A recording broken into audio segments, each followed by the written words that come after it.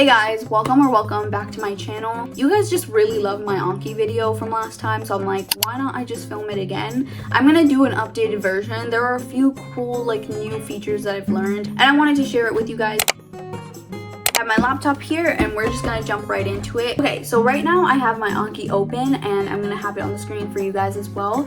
I want to go over the basics. I did go over it in my last video, but I think just going through a quick run through of it is gonna be kind of convenient. If you want to skip this part, go ahead. I'm just gonna give you guys a whole rundown of how Anki works. First thing I'm gonna go over is how to change the layout, so your background and other things like that. Anki has its own website called Anki Web, where it has a lot of different add-ons you can add to your own Anki, and there's a specific one called custom gear background image, something on the lines of that. You'll find a little code on their website and you're able to input that directly into Anki, and I'll show you guys how to do that. So if you go to tools and you go to add-ons, where you're gonna see on the side of the screen it says get add-ons. Once you click on that, you're gonna see that it tells you to input that code, and then once you go back to your Anki homepage, you'll see something on the very top of the screen called on King, and when you click on that, you'll see that your custom background and gear icon on add-on is there. Once you click on that, it's very simple from here on. You can just add in all of your backgrounds. Anki has some default backgrounds that you can choose from, but if you want to add your own, you can just download it and input it in here. As for the other cool add-ons like the heat map, the events, and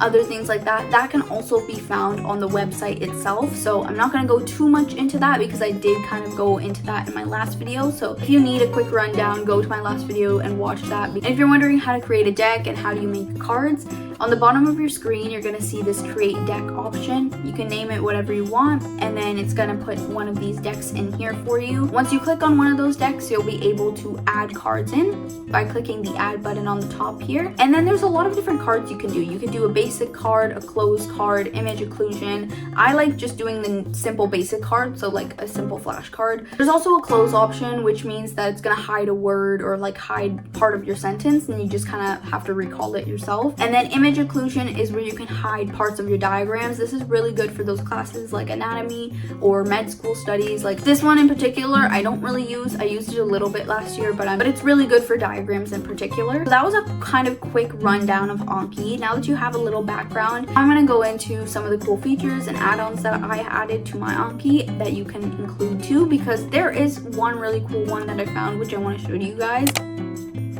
So there's this cool add-on where you can have your Anki card, and once you answer it, if you need some more context or background into a certain word or maybe into the card itself, it has ChatGPT embedded, so then you can actually ask questions based on your card. Okay, so I pulled up a card. What are ionotropic receptors? I answer the question, but let's just say I don't really understand it or I need some more context. On the top of my screen here, I have this little ChatGPT icon. Sometimes it opens to Gemini or sometimes it'll open to ChatGPT. It's really weird like that, but it will open to some AI assistant. And then there's a button on the top here that says default. So default's just going to put in your whole card. It's going to tell the AI what you're studying. So in particular, it says, I'm studying what are ionotropic receptors. Please tell me in detail, and then please explain in English. There's different options too. So there's synonyms if you're looking for a synonym for something, mnemonics if you need a mnemonic. Another thing I want to touch on is creating filter decks. So just say you have like a quiz and you're studying for lectures 5 and 6, but you don't have to study for the other lectures. You can create very specific decks to only that quiz. In order to do that, you can click on the tools option on the very top here, and you're going to see an option called create filter deck. Once you click on that, it's going to give you like this little pop-up search option where you can search for the specific deck that you want to study in particular.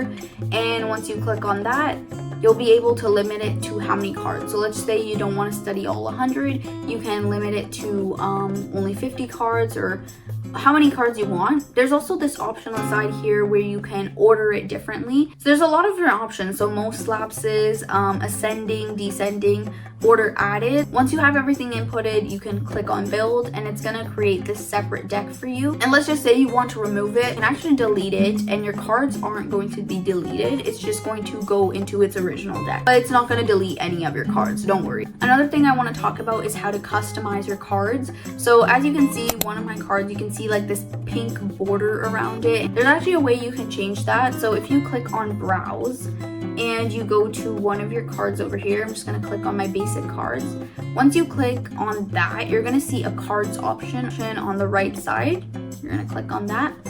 And then it's gonna open this pop-up where you're gonna see an option for styling. You're gonna have this whole code here. I did this for my last video where I inputted the code into a Google document and then I linked it in my description. I'm gonna do the same thing here.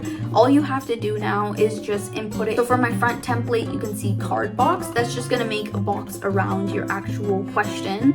And then the same thing for the back template.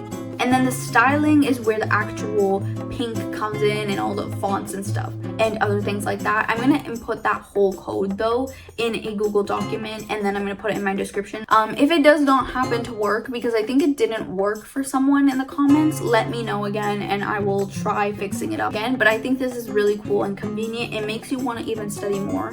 I think when I changed and styled my cards, it actually helped me. Okay, so the very last thing about Anki I wanted to include in this video is the add-on called Import from Quizlet. This one's really nice if you're someone who likes using Quizlet, but you just find Anki to just be quicker whenever you're using it. Because sometimes with Quizlet, like, I don't mind using it. I just think that on my computer, it sometimes will just lag. Honestly, I personally like the layout that Anki gives you compared to what Quizlet gives you. So I thought, why not you merge the two? There's actually an add-on called Import from Quizlet where you can import all of your cards from Quizlet into Anki directly.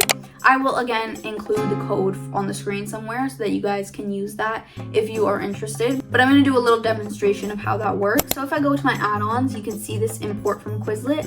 Once I click on that, it's going to tell you to input a Quizlet URL. To find the Quizlet URL, you're just going to click the share button, and from there it's going to give you that link. You're just going to input it. To do that, you can include skipping any errors, downloading the audio, so it will actually read the card out to you. And then there's also something called start phrase, stop phrase. I personally do not use those because I don't really understand how it works. Like import deck, it's going to put the Quizlet directly in there and you can rename it and everything, and it will just be an Anki. But I found that this feature in particular is just really convenient for people who like using Quizlet over Anki, because I know how confusing Anki can be sometimes. It's just not really straightforward. But yeah, that was all for this Anki updated tutorial. I don't know how long this video is because I didn't go over too much. I went over some of my add-ons, but I personally am still learning Anki as I go. But I hope this updated video kind of gave you some idea of how you can go about using Anki for studying, because I think it's a great tool. There's a lot of different cool features that you can add into your own Anki. And I think the AI and Quizlet feature are the two main ones that I just recently found out about. Again, if you're looking for more of a tutorial video on the basics of Anki, then go to my last video where I spoke more about how to create cards, how to actually create decks and go about that. If you want to go check that out, I will have it in the description box. I will also be including the code for the little boxes that I have around my cards in the description box as well. So if you want to input that into your Anki directly, go on ahead. I'm making this video specifically for the school year, which is really crazy to think that summer is coming to an end. We still do have some time, so I hope you guys are having a great summer so far. I hope you guys did enjoy. Make sure to subscribe and like, and I will see you guys next time with a brand new video. Bye guys.